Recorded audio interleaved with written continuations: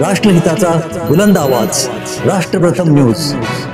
तब्बल 183 वर्षांची परंपरा असणाऱ्या सांगलीतील श्री गणपती पंचायतन संस्थांच्या शाही गणपतीची आज प्रतिष्ठापना करण्यात आली आहे। सांगली गणपती संस्थांचे अधिपती श्रीमंत विजयसिंह राजे पटवर्धन आणि आदित्य राजे पटवर्धन यांच्या उपस्थितीत शाही गणपतीची आरती करण्यात आली। प्रारंभी मुख्य गणेश मंदिरापासून शाही गणपतीची शाही लवाजम्यांसह पारंपरिक वाद्यांच्या गजरात मिरवणूक काढण्यात आली। ही मिरवणूक दरबार हॉल येथे आल्यानंतर युवराज आदित्य राजे पटवर्धन यांनी गणरायाचं दर्शन घेत स्वागत केलं। त्यानंतर दरबार हॉलमध्ये शाही गणपतीची प्रतिष्ठापना करण्यात आली। गेले 183 वर्षांपासून सांगलीमध्ये पटवर्धन घराण्याकडून शाही गणपती बसवण्याची परंपरा आहे। पुढील 5 दिवस वेगवेगळे कार्यक्रम या निमित्ताने आयोजित केले जातात। 5व्या दिवशी दुपारी पटवर्धन घराण्याच्या मान्यवरांच्या उपस्थितीत सांगलीतून रथोत्सव करत शाही मिरवणुकीने सरकारी गणपतीचे विसर्जन केले जाते।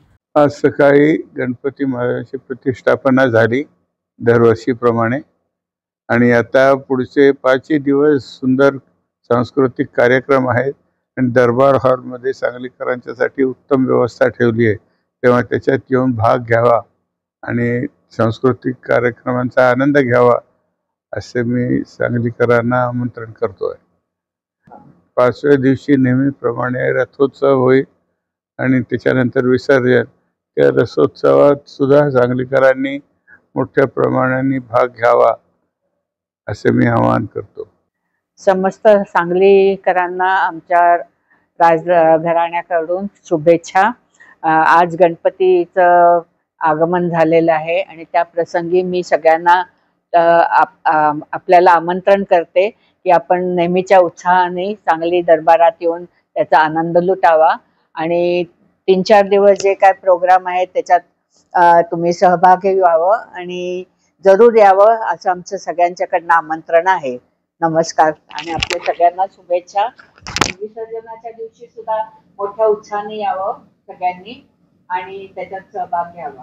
नमस्कार आणि आमच्या सगळ्यांच्याकडून परत शुभेच्छा देते। मोरया, गणपती बाप्पा मोरया। आज सकाळी 10:30 वाजता राजेसाहेब आणि राणीसाहेबांच्या हस्ते गणपतीची स्थापना झालेली आहे।